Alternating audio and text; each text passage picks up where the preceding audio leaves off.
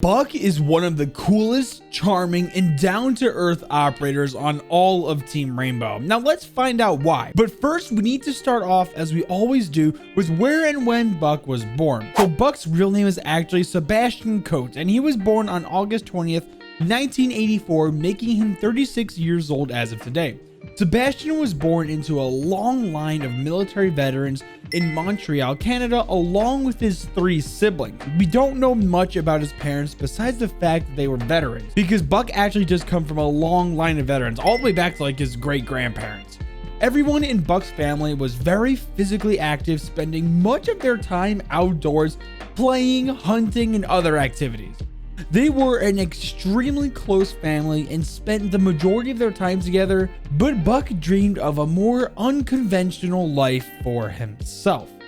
After he graduated high school, Buck enrolled into the Canadian Armed Force Reserves in an effort to get some military experience while also attending college via the regular officer training plan, which allowed him to attend the College of Quebec. Kind of like in the United States, how you go to the military for 4 years and then you get free college. Now, Buck was fascinated in criminology, so that is exactly what he majored in when he went to college. After spending quite a bit of time in the reserves and obtaining his degree, he wanted a more bare-bones approach to the military and decided to just enlist in the Canadian Army full-time. Now we're going to learn a little later in the video on why he makes all these decisions that we'll see later on, and the crazy amount of things he accomplishes in his life. There is a true reason on why he does all of these honestly crazy things. But his degree in criminology landed him a position in the military police division, which is actually what he wanted at this time. But a short time after, he wanted to step away from the military, and just for a little bit, he joins the Royal Canadian Mounted Police Force, which is a federal police division for Canada that has jurisdiction pretty much over most of the country.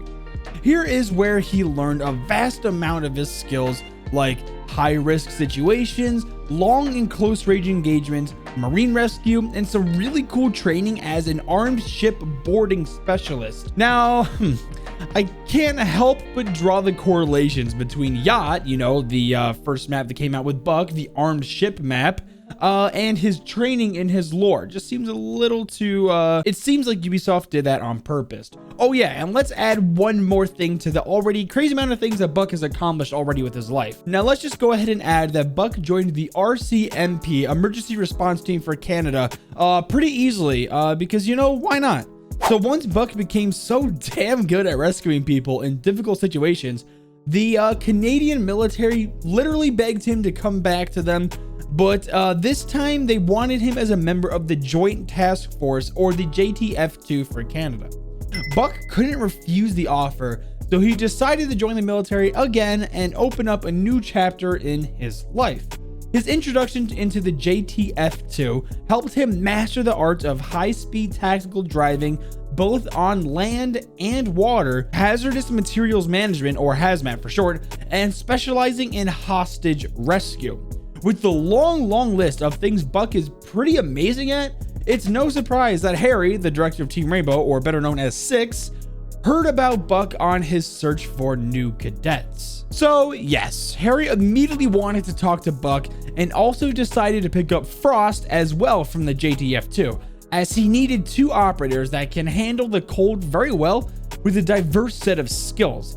Now, since this operator lore video is all about Buck, we'll talk about his psychological evaluation, and in a future operator lore video, whenever Frost comes up in a poll and you guys vote for her, we can discuss about Frost's lore then. So with Buck, Harry starts off with welcoming Buck to Team Rainbow as the first group of cadets to join after the initial operators that were already members that helped found Team Rainbow. They sit down and have multiple long talks to see if Buck is the right fit for the team. Harry does these psychological evaluations to make sure that the operators literally aren't crazy, and then that they also will be a huge help to the team and fit very well in a specific niche on Team Rainbow. Firstly, Harry tells Buck how he's impressed with how many languages he can speak. Along with English and French, Buck can also speak fluent Pashto and currently in school to learn, oh boy, this is a big word. Okay. Currently in school to learn Kanyinkiha, or better known as Mohawk. Now, the Mohawk are a tribe with a long history in old America and Canadian past. Now, Buck tells a story on why he's learning this language from his childhood of the tales of his ancestors. His Voyager ancestors were pioneering Canada across rivers and worked as fur trappers, along as mapping over the north parts of Canada for railroad and mining operations. This is a while ago. He found out that his great-grandfather almost drowned in the river rapids while paddling and was rescued by his Mohawk friend. This single act is the literal reason why Buck is learning the language as a little thanks, because literally without his great-grandfather's Mohawk friend, he would have died that day. So, you know, great-grandfather would have died. That means that Buck's grandfather would have never been born, and then Buck's dad would have never been born, and then leading to Buck never being born. Now, Harry learns that Sebastian is a guy that is eager to make a difference in the world.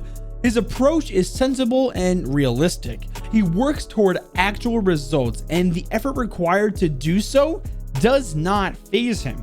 Harry goes out and says that he enjoys their time together and their meetings. At first, Buck was very formal, but quickly became himself as the laid-back dude that pretty much everyone likes. Like, seriously, I can't find a single operator on Team Rainbow that doesn't enjoy Buck's presence. Literally no other operator that I've found so far, at least in their bio, has a hard time dealing with Buck or has drama with Buck. He's just a mellow, hard worker guy that fits well in any squad, and no one would not want Buck on their team. Now, Harry also gathers information from other operators on Team Rainbow that they told him. With all the drama surrounding many operators on Team Rainbow, like I'm sure you guys have seen from my other operator lore videos, I'm sure that a person like Buck is just a godsend to Harry. I mean, at least he's not like Lion, who gets in fights all the time. Like, Harry has to deal with so much shit, I can only imagine, but Buck makes it easier on him. So Harry closes out the psychological evaluation by saying how Buck gave him a complex metal puzzle that he actually built himself. Now, Buck says that it shouldn't be that hard to complete, and how he loves making these little intricate metal puzzles like by himself. He made these. But Harry closes out the evaluation saying how he's having such a hard time completing it, and he's a little embarrassed.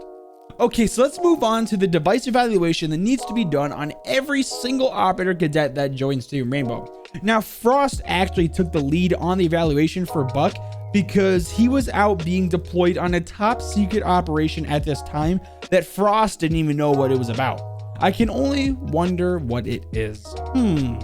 Well, Frost goes on to say that as far as simple goes, Buck's SK412 master key is all about simple. This is probably because Buck has said multiple times that he does not like the super futuristic aspects to a lot of the other gadgets on Team Rainbow, kind of like Thatcher.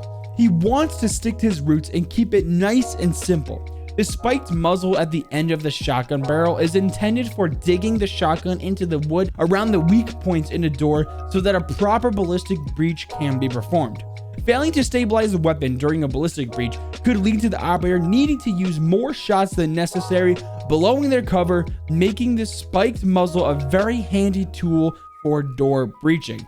Now, of course, in Siege, this mechanic is not present, so we don't know why it's the spiked muzzle like that. But in real life, that's the reason for the spiked muzzle at the end of shotgun, at the end of the master key for Buck. Now, Frost said when she was doing the device evaluation for Buck's gadget, when she was testing it out for, inconsistencies and how it performs, is that she had a really hard time making it as efficient as Buck typically does. It's taking her far more shots to clear a door or wall than it does Buck.